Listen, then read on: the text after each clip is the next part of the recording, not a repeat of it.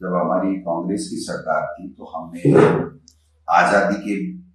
पहले का स्वर्णिम भारत और आजादी के बाद का स्वर्णिम भारत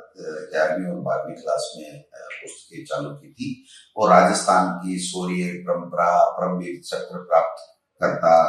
उनके स्वतंत्रता संग्राम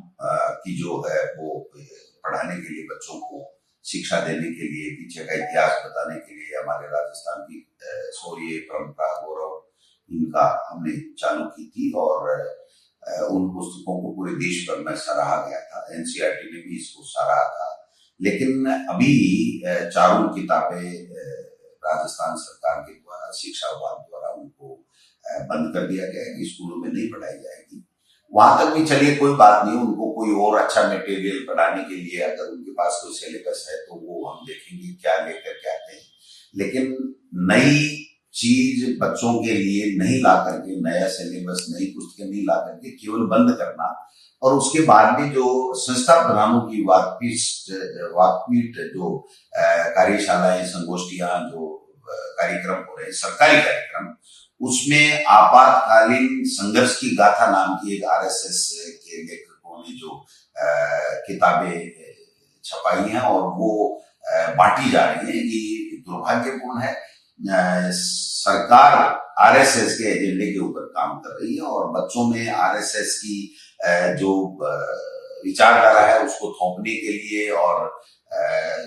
अपनी जो आइडियोलॉजी है उसको थोपने के लिए सरकारी संसाधनों का, सरकारी अधिकारी कर्मचारियों का प्रयोग कर रही है। वो निंदनीय है और मैं समझता हूं कि इस प्रकार से सरकार आरएसएस के इशारे के ऊपर इस शिक्षा का बंटाढार कर रही है। शिक्षा के क्षेत्र में जो नवाचार होने चाहिए, आज देश कहाँ चला गया, ग्लोबलाइजेशन का जमाना है, टेक्नोलॉजी, हाई टेक्नोलॉजी का और एआई का जमाना आ गया और आप केवल और केवल अपनी राजनीतिक स्वार्थ पूर्ति के लिए केवल पीछे की घटनाओं को और वही ऐसी घटनाएं जो संवैधानिक व्यवस्था के तहत उस समय की जरूरत के हिसाब से की गई थी उसको लेकर के आप जो है, और उसके लिए तो इंदिरा गांधी जी ने कह भी दिया था कि भाई ये हमारी गलती रहेगी, इसको हमें नहीं करना। अब उसको बार बार सरकारी शिक्षकों के माध्यम से सरकारी इंस्टीट्यूट में बांट करके और नफरत फैलाना, दुष्प्रचार करना, इस तरीके का जो एजेंडा चला जा रहा है, ये बहुत ही गंभीर बात है। हम लोग इसका विरोध करते हैं। राजस्थान की विधानसभा में भी करेंगे, जब लोकसभा चलेगी तब भी हम लोग बात करेंगे कि सरकारी कार्यालयों का प्रयोग सरकारी अधिकारी कर्मचारियों का आरएसएस के प्रचार के लिए नहीं किया जा सकता, नहीं किया जा सकता, नहीं किया